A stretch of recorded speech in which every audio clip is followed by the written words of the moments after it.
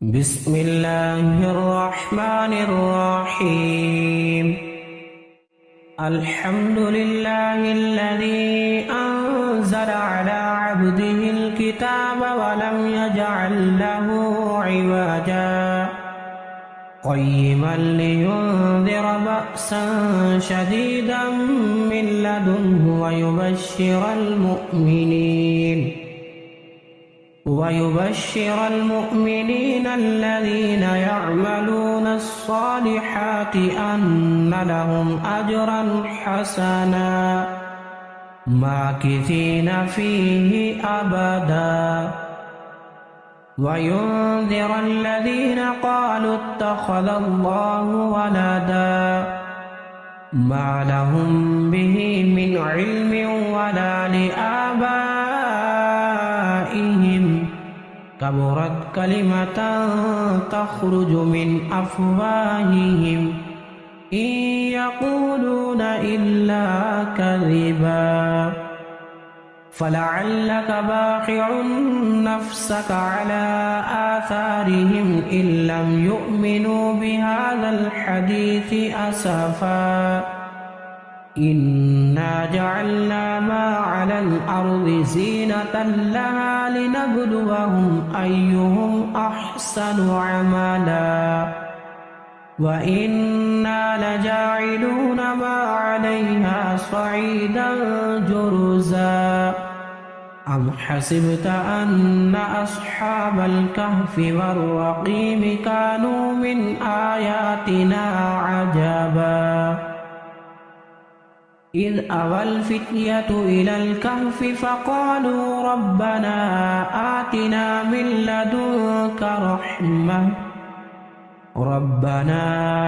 آتنا من لدنك رحمة وهيئ لنا من أمرنا رشدا فضربنا على آذانهم في الكهف سنين عددا ثم بعثناهم لنعلم أي الحزبين أحصى بما لبثوا أمدا نحن نقص عليك نبأهم بالحق إنهم فتية آمنوا بربهم وزدناهم هدى وربطنا على قلوبهم إذ قاموا فقالوا ربنا رب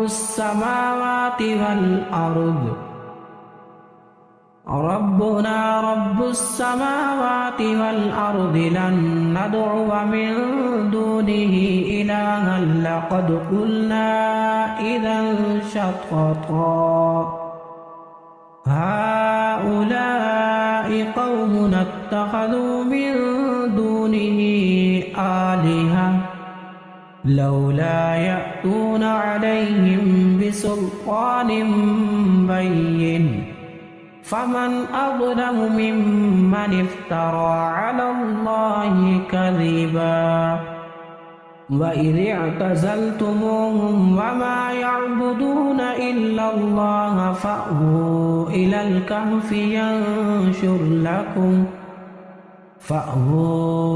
الكهف ينشر لكم ربكم من رحمته ويهيئ لكم من أمركم مرفقا وترى الشمس إذا طلعت تزاور عن كهفهم ذات اليمين وإذا غربت تقرضهم ذات الشمال وهم في فجوة منه ذلك من آيات الله من يهد الله فهو المهتد ومن يضلل فلن تجد له وليا مرشدا وتحسبهم أيقاظا وهم رقود ونقلبهم ذات اليمين وذات الشمال وكلبهم باسط ذراعيه بالوصيد لو اطلعت عليهم لوليت منهم فرارا ولملئت منهم رعبا وكذلك بعثناهم ليتساءلوا بينهم قال قائل منهم كم لبثتم قالوا لبثنا يوما أو بعض يوم قالوا ربكم أعلم بما لبثتم فابعثوا أحدكم بورقكم هذه إلى المدينة فلينظر أيها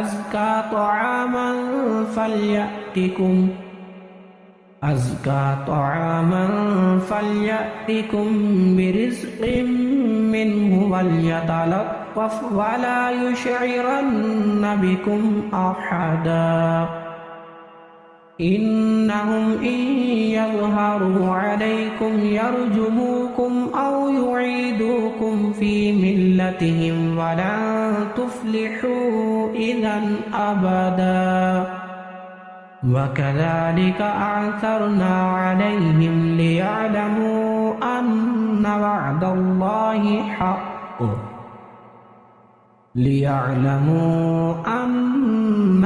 الله حق وأن الساعة لا ريب فيها إذ يتنازعون بينهم أمرهم فقالوا ابنوا عليهم بنيانا ربهم أعلم بهم قال الذين غلبوا على أمرهم لنتخذن عليهم مسجدا سيقولون ثلاثة رابعهم كلبهم ويقولون خمسة سادسهم كلبهم رجما بالغيب ويقولون سبعة وثامنهم كلبهم قل ربي أعلم بعدتهم ما يعلمهم إلا قليل فلا تمار فيهم إلا مراء ظاهرا ولا تستفت فيهم منهم أحدا ولا تقولن لشيء إني فاعل ذلك غدا إلا أن يشاء الله واذكر ربك إذا نسيت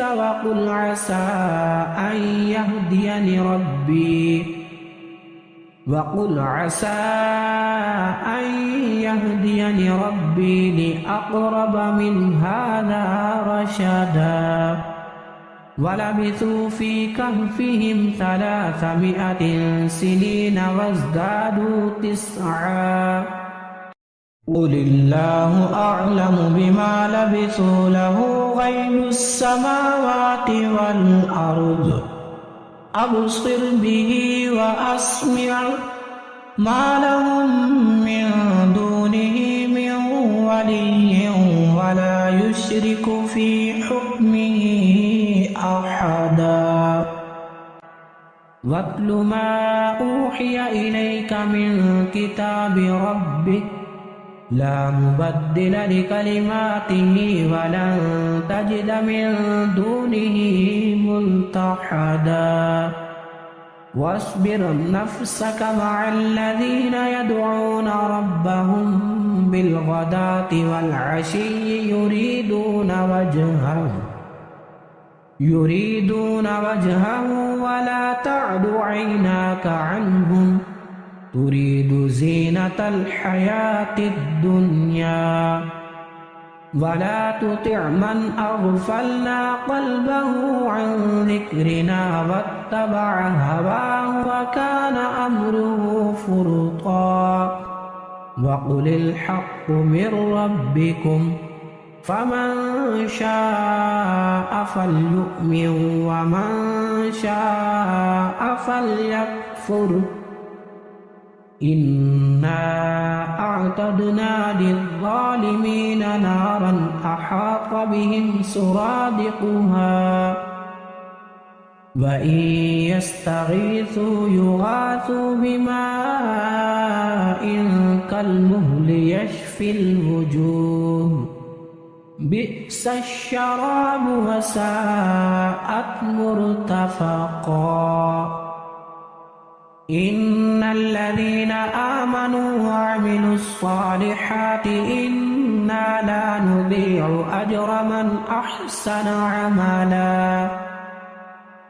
أولئك لهم جنات عدن تجري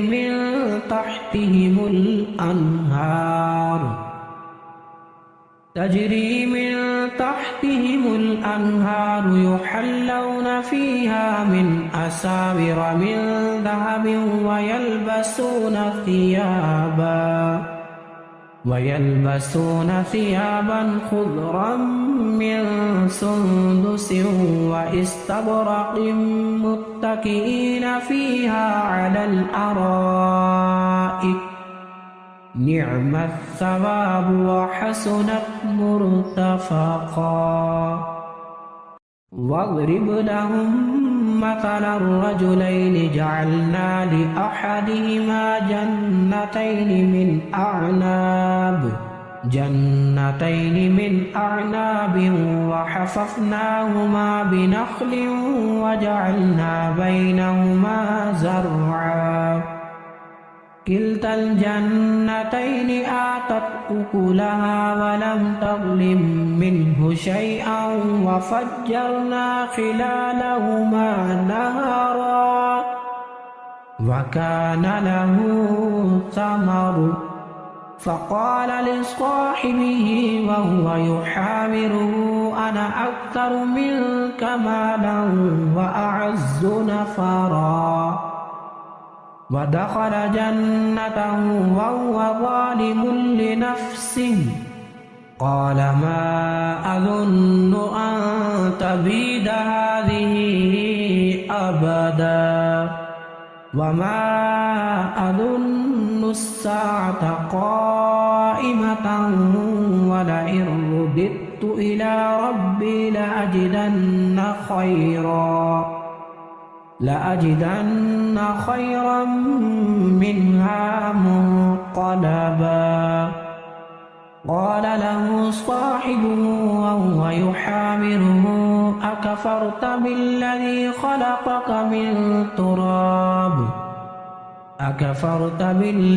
خلقك من تراب ثم من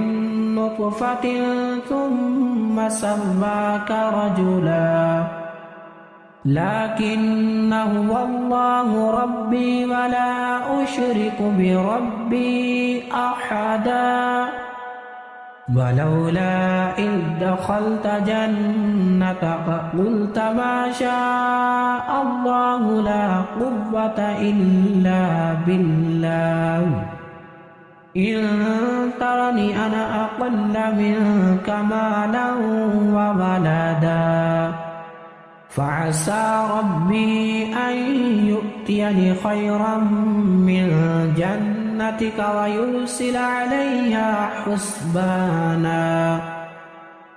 ويرسل عليها حسبانا من السماء فتصبح صعيدا زلقا أو يصبح ماؤها غورا فلن تستطيع له طلبا وأحيط بثمره فأصبح يقلب كفيه على ما أنفق فيها وهي خاوية على عروشها ويقول يا ليتني لم أشرك بربي أحدا ولم تكن له فئة ينصرونه من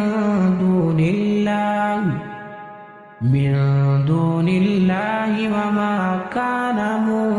منتصرا هنالك الولاية لله الحق هو خير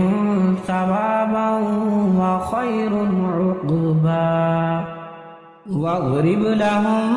مثل الحياة الدنيا كماء إن أنزلناه من السماء فاختلط به نبات الأرض فأصبح هشيما تذروه الرياح وكان الله على كل شيء مقتدرا المال والبنون زينة الحياة الدنيا والباقيات الصالحات خير عند ربك ثوابا وخير أملا ويوم نسير الجبال وترى الأرض بارزة وحشرناهم فلم نغادر منهم أحدا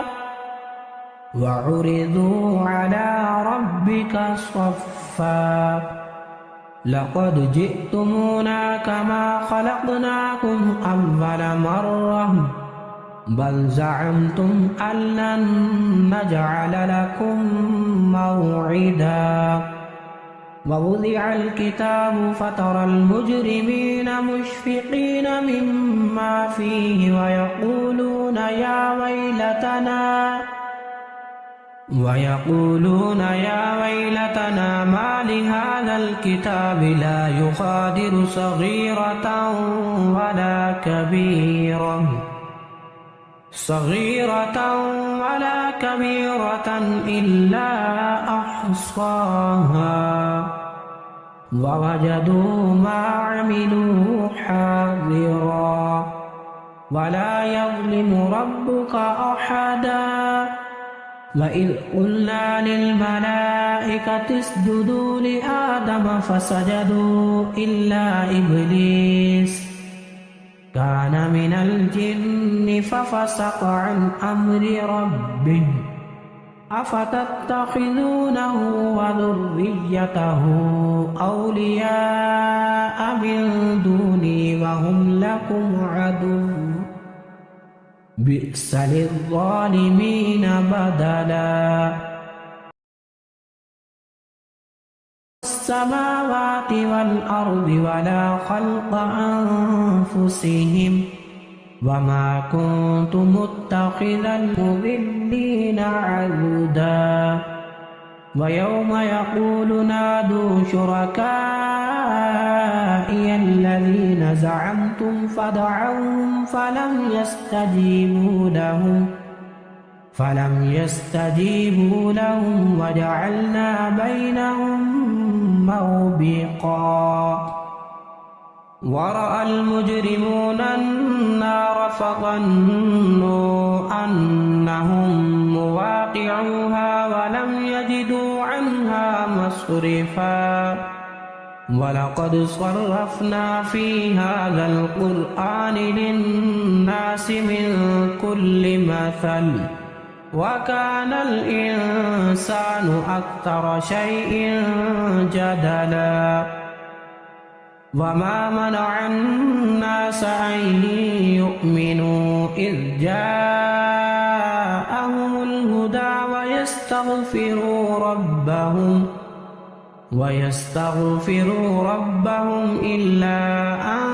تأتيهم سنة الأولين أو يأتيهم العذاب قبلا وما نرسل المرسلين إلا مبشرين ومنذرين ويجادل الذين كفروا بالباطل ليدحضوا به الحق واتخذوا آياتي وما أنذروا هزوا ومن أظلم ممن ذكر بآيات ربه فأعرض عنها ونسي ما قدمت يداه إنا جعلنا على قلوبهم أكنة أن يفقهوا وفي آذانهم وقرا وإن تدعوهم إلى الهدى فلن يهتدوا إذا أبدا وربك الغفور ذو الرحمة لو يؤاخذهم بما كسبوا لعجل لهم العذاب بل لهم موعد لن يجدوا من دونه موئلا وتلك القرى أهلكناهم لما ظلموا وجعلنا لمهلكهم موعدا وإذ قال موسى لفتاه لا أبرح حتى أبلغ مجمع البحرين أو أمضي حقبا فلما بلغا مجمع بينهما نسيا حوتهما فاتخذ سبيله في البحر سربا فلما جاوزا قال لفتاه آتنا غداءنا لقد لقينا من سفرنا هذا نصبا قال أرأيت إذ أوينا إلى الصخرة فإني نسيت الحوت وما أنسانيه إلا الشيطان أن أذكره واتخذ سبيله في البحر عجبا قال ذلك ما كنا نبغي فارتدا على آثارهما قصصا فوجدا عبدا من عبادنا آتيناه رحمة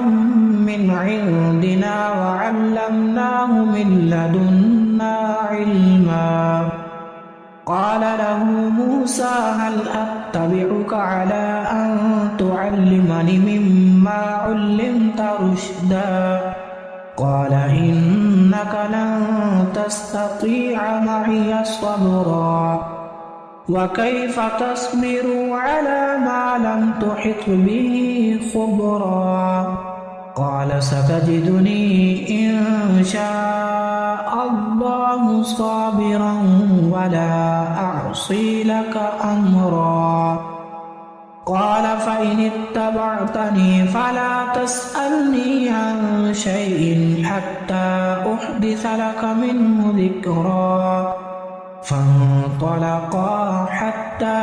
إذا ركبا في السفينة خرقها قال أخرقتها لتغرق أهلها لقد جئت شيئا إمرا قال ألم أقل إنك لن تستطيع معي صبرا قال لا تؤاخذني بما نسيت ولا ترهقني من أمري عسرا فانطلقا حتى إذا لقيا غلاما فقتله قال أقتلت نفسا زكية بغير نفس لقد جئت شيئا نكرا قال ألم أقل لك إنك لن تستطيع معي صبرا قال إن سألتك عن شيء بعدها فلا تصاحبني قد بلغت من لدني عذرا فانطلقا حتى إذا أتيا أهل قرية استطعما أهلها فأبوا أن يضيفوهما فوجدا فيها جدارا يريد أن ينقض فأقامه قال لو شئت لاتخذت عليه أجرا قال هذا فراق بيني وبينك سأنبئك بتأويل ما لم تستطع عليه صبرا أما السفينة فكانت لمساكين يعملون في البحر فأردت أن أعيبها وكان وراءهم ملك يأخذ كل سفينة غصبا. وأما الغلام فكان أبواه مؤمنين فخشينا أن يرهقهما طغيانا وكفرا، فأردنا أن يبدلهما ربهما خيرا منه زكاة وأقرب رحما. وأما الجدار فكان لغلامين يتيمين في المدينة وكان تحته كنز لهما وكان أبوهما صالحا، فأراد ربك أن يبلغا أشدهما ويستخرجا كنزهما رحمة من ربك، وما فعلته عن أمري ذلك تأويل ما لم تستطع عليه صبرا. ويسألونك عن ذي القرنين قل سأتلو عليكم منه ذكرا. إنا مكنا له في الأرض وآتيناه من كل شيء سببا، فأتبع سببا حتى إذا بلغ مغرب الشمس وجدها تغرب في عين حمئة ووجد عندها قوما. قلنا يا ذا القرنين إما أن تعذب وإما أن تتخذ فيهم حسنا. قال أما من ظلم فسوف نعذبه ثم يرد إلى ربه فيعذبه عذابا نكرا. وأما من آمن وعمل صالحا فله جزاء الحسنى وسنقول له من أمرنا يسرا. ثم أتبع سببا حتى إذا بلغ مطلع الشمس وجدها تطلع على قوم لم نجعل لهم من دونها سترا. كذلك وقد أحطنا بما لديه خبرا. ثم أتبع سببا حتى إذا بلغ بين السدين وجد من دونهما قوما لا يكادون يفقهون قولا. قالوا يا ذا القرنين إن يأجوج ومأجوج مفسدون في الأرض فهل نجعل لك خرجا على أن تجعل بيننا وبينهم سدا. قال ما مكني فيه ربي خير فأعينوني بقوة أجعل بينكم وبينهم ردما. آتوني زبر الحديد حتى إذا ساوى بين الصدفين قال انفخوا حتى إذا جعله نارا قال آتوني أفرغ عليه قطرا. فما استطاعوا أن يظهروا وما استطاعوا له نقبا. قال هذا رحمة من ربي فإذا جاء وعد ربي جعله دكا وكان وعد ربي حقا. وتركنا بعضهم يومئذ يموج في بعض ونفخ في الصور فجمعناهم جمعا. وعرضنا جهنم يومئذ للكافرين عرضا. الذين كانت أعينهم في غطاء وكانوا لا يستطيعون سمعا أفحسب الذين كفروا أن يتخذوا عبادي من دوني أولياء إنا أعتدنا جهنم للكافرين نزلا قل هل ننبئكم بالأخسرين أعمالا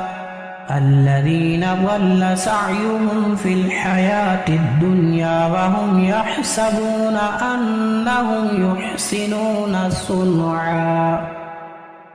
أولئك الذين كفروا بآيات ربهم ولقائه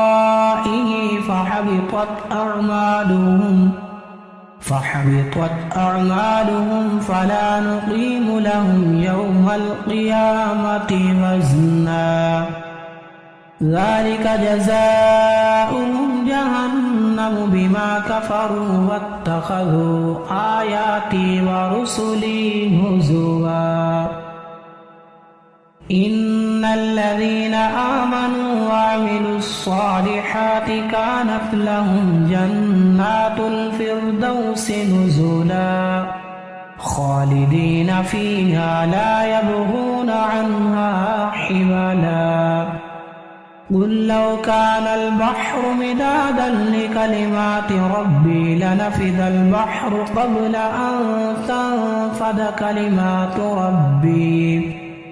قبل أن تنفذ كلمات ربي ولو جئنا بمثله مددا قل إنما أنا بشر مثلكم يوحى إلي أنما إلهكم إله واحد فمن كان يرجو لقاء ربه فليعمل عملا صالحا ولا